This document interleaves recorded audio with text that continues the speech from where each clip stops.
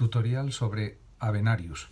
Ricardo Avenarius, 1843-1896, fue profesor de filosofía inductiva en Zúrich y dirigió desde 1877 hasta su muerte, en colaboración con Wundt y otros, la revista trimestral de filosofía científica. Su primer escrito fue un ensayo sobre Spinoza, las dos primeras fases del panteísmo de Spinoza y la relación de la segunda a la tercera fase, Leipzig, 1868, al cual siguieron La filosofía como pensamiento del mundo según el principio del mínimo esfuerzo, de 1876, La crítica de la experiencia pura, 2 volúmenes, 1888-1890, El concepto humano del mundo, de 1891, que es su obra principal. Los escritos de Avenarius se hacen pesados y oscuros por una terminología desacostumbrada y artificiosa, pero su pensamiento directivo es bastante claro. Avenarius quiere construir una filosofía que sea una ciencia rigurosa, como las ciencias positivas de la naturaleza, y que por esto excluya toda metafísica y se limite al reconocimiento y a la elaboración de la experiencia pura. La experiencia pura es la que precede a la distinción entre lo físico y lo psíquico, y por ello no puede ser interpretada como el materialismo o como el idealismo hacen. Avenarius pretende volver a lo que él cree el concepto natural del mundo. Todo hombre se encuentra originariamente frente a un ambiente circundante y frente a otros individuos humanos. Pero el individuo y el mundo ambiente no son dos realidades separadas y opuestas, ya que el hombre tiene experiencia del ambiente, precisamente en el mismo sentido en que tiene experiencia de sí mismo. Una y otra realidad pertenecen a una única experiencia y están constituidas por los mismos elementos. Estos elementos dependen de la acción recíproca del ambiente y del sistema nervioso del individuo, y Avenarius los divide en elementos y caracteres. Los elementos son las sensaciones propiamente dichas, colores, sonidos, etc. Los caracteres son el placer y el dolor, que constituyen lo afeccional, mismidad y alteridad, que constituyen lo idential, familiar y no familiar, que constituyen lo fidencial, y además las tres especializaciones de lo existencial, ser, apariencia, no ser, las de lo cierto, seguridad y no seguridad, de lo moral, ser conocido, ser desconocido, y así sucesivamente.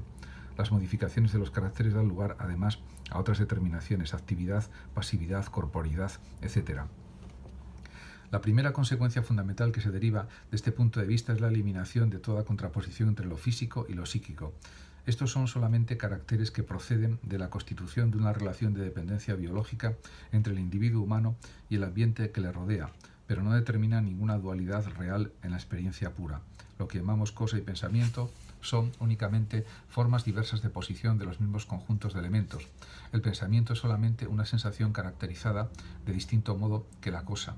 Esta es percibida, que le es representado, pero todo complejo de elementos puede ser caracterizado tanto de un modo como de otro.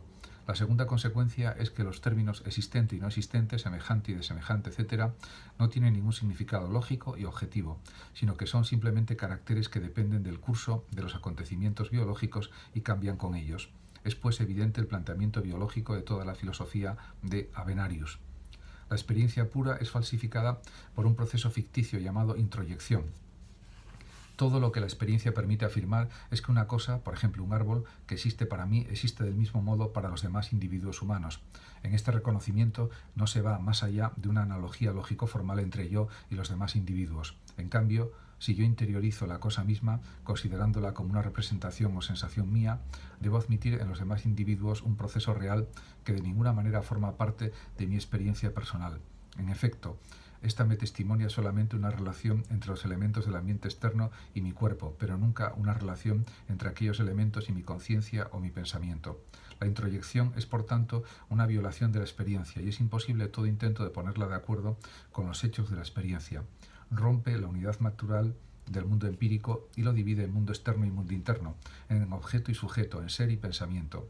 Nace entonces el problema insoluble de entender la relación entre los dos troncos así obtenidos a partir de la experiencia originaria, y nacen los conceptos de alma, de inmortalidad, de espíritu, con todas las dificultades que llevan consigo. La cuestión de las relaciones entre el alma y el cuerpo es otra de las dificultades que nacen de la introyección.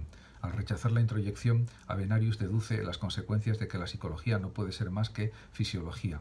Los llamados estados de conciencia o procesos psíquicos son los mismos elementos del ambiente en cuanto actúan sobre el sistema nervioso y son observados solamente como cambios fisiológicos del mismo sistema nervioso. Toda específica causalidad psíquica queda así eliminada.